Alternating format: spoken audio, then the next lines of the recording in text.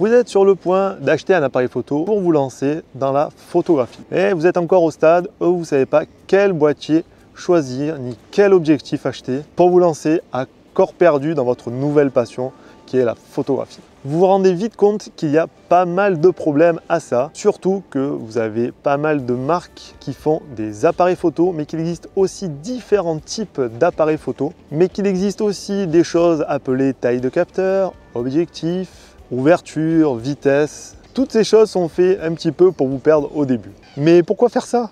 Vous souhaitez juste acheter un appareil photo, faire des photos, point barre. Si c'était aussi facile, je ne serais pas en train de tourner cette vidéo. Le premier point, le plus important, c'est le choix du boîtier. Alors, premièrement, ne vous laissez pas influencer par tout ce que vous voyez sur les réseaux sociaux. C'est pas parce que vous allez avoir un boîtier à 9000 € que vous allez faire de plus belles photos qu'une personne qui a un boîtier à 1000 €. Ça, il faut vraiment se l'enlever de la tête. C'est pas l'appareil qui fait la photo, c'est surtout le photographe et l'œil du photographe qui compte. Parce que c'est comme ça que je pensais moi au début. Je pensais que d'avoir le meilleur matos existant au moment où je me suis lancé, ça voulait dire que j'allais faire de plus belles photos ou encore de plus belles vidéos. Et je me suis très vite aperçu que ce n'était pas du tout la réalité. Aujourd'hui, qu'est-ce que je ferais avant d'acheter mon premier appareil photo? Déjà, je ne ferais pas la même bêtise qu'il y a 6 ans en arrière. J'irais dans un magasin afin de les tester, de les avoir dans les mains pour voir un petit peu la grosseur, le poids, est-ce que ça me convient, faire le tour, ne pas choisir le mauvais boîtier. Parce qu'après, il faut penser que vous allez l'avoir avec vous tout le temps dans un sac, vous allez faire des photos assez régulièrement, donc il vaut mieux partir sur quelque chose avec lequel vous êtes à l'aise. C'est pour ça que c'est très important de pouvoir le tester en amont avant de l'acheter. Moi par exemple, quand je pars une journée faire de la photo de rue, j'ai mon boîtier avec moi, peut-être 3 heures avec moi dans la main et je fais des photos de rue. C'est très important d'être à l'aise avec son boîtier et ne pas le subir en disant bon il est trop lourd, trop gros, je voudrais bien sortir faire des photos mais bon ça va vite me gonfler parce qu'il est trop lourd, je vais avoir mal au bras en fin de journée. Pour ça, allez dans une boutique spécialisée afin de tester le matos en amont, c'est très important. Ensuite, regardez autour de vous si vous n'avez pas des amis qui font déjà des photos ou des vidéos, regardez un petit peu ce qu'ils ont comme boîtier, comme appareil afin de les tester aussi.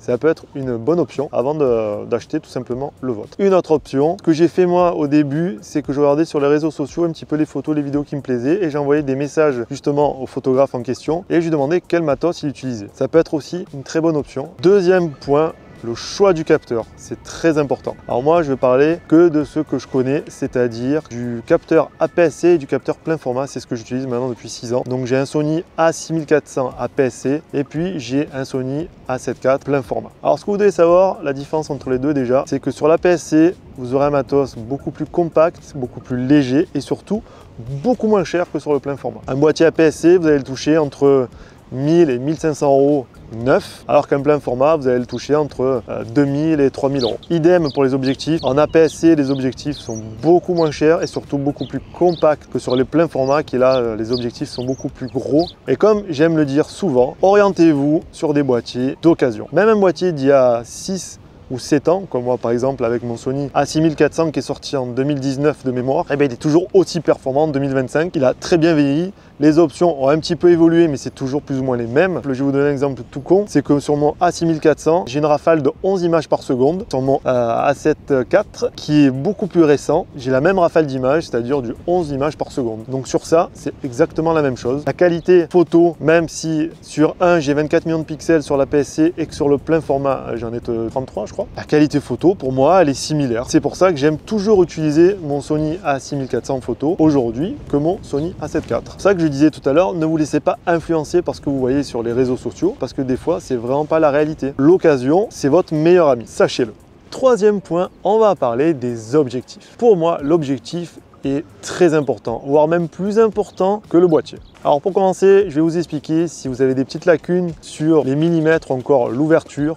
Quand vous prenez un objectif, généralement, vous avez des chiffres où il y a marqué 10 mm et f.18 voire 1.4, c'est tout simplement l'ouverture. Plus ce chiffre est petit, plus grande sera l'ouverture et plus vous aurez de lumière qui va rentrer dans le capteur. Je vais rester sur mon exemple des 10 mm. La différence entre un objectif de 10 mm et un objectif de 200 mm, c'est qu'avec un 10 mm, vous allez voir grand. C'est ce qu'on appelle un grand angle et vous allez voir tout ce qui se passe sur votre scène. Donc généralement, ils utilisent pour faire du paysage. À l'inverse, si vous utilisez un 200 mm, vous aurez un plan très serré sur le sujet que vous avez sélectionné auparavant. Donc il faut bien garder ça dans sa tête. Plus le chiffre est petit, 10, 14, allez, jusqu'à 20 mm, ça sera des grands angles parfaits pour faire du paysage. Et à l'inverse, plus le chiffre va monter et plus vous aurez une vision serrée sur le sujet que vous avez sélectionné. Vous savez que 50 mm, c'est un petit peu la vision de l'œil humain. Donc c'est pour ça que moi j'aime bien faire des photos de rue ou des portraits au 50 mm, j'aime bien. Ensuite,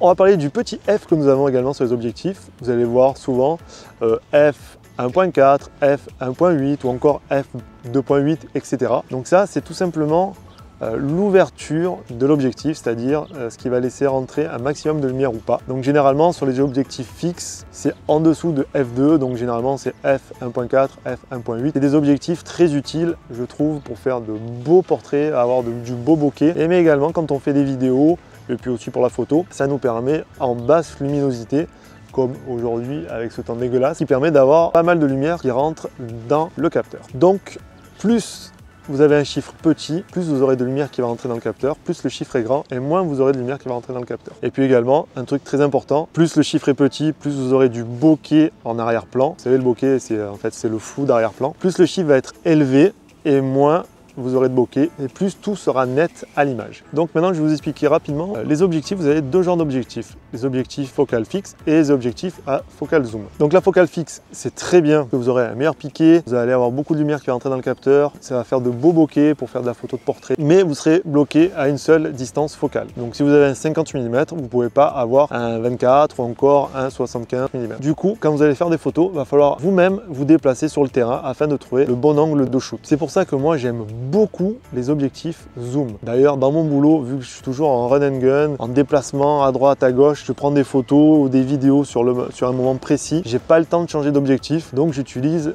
principalement des objectifs zoom. Sur mon Sony A7 IV, un objectif Tamron 28-75, ce qui me permet d'avoir pas mal de valeurs focales différentes. Donc j'ai du 28, j'ai du 35, j'ai du 50. Ça me permet de jouer dessus sans avoir à me déplacer. Un objectif que je pourrais conseiller pour de la PSC, c'est le 16-55 qui est très performant. Si bien entendu, vous vous orientez sur un boîtier APS-C Sony. Comme j'aime beaucoup le Sony A6400, je vous conseillerais ce boîtier et cet objectif. Combo parfait. Pour finir, je vais vous donner un conseil très important. Avec le recul que j'ai et mon expérience, je dirais que je vous conseillerais plus d'acheter un boîtier pas trop cher, mais par contre d'acheter un objectif cher. C'est comme ça que vous obtiendrez la meilleure qualité en photo comme en vidéo, plutôt que l'inverse. Si ça peut vous aider, la semaine dernière, j'ai sorti une vidéo sur ma chaîne dans laquelle je vous explique comment bien démarrer en photo en 2025 avec un boîtier en particulier. Donc je vous mets la photo, je sais jamais, je me trompe tout le temps, donc je vous mets le lien ici. Allez la voir après cette vidéo, je pense que ça peut vous aider, ou du moins vous aiguiller vers un choix d'appareil photo en particulier. Les amis, on arrive au terme de cette vidéo. N'hésitez pas à me dire dans le chat en dessous ce que vous en avez pensé, est-ce que vous l'avez trouvé intéressante. Et moi je vous donne rendez-vous tout simplement la semaine prochaine pour une nouvelle vidéo. Et d'ici là, sortez, faites-moi de belles photos, mais faites attention à vous. Allez, bye bye!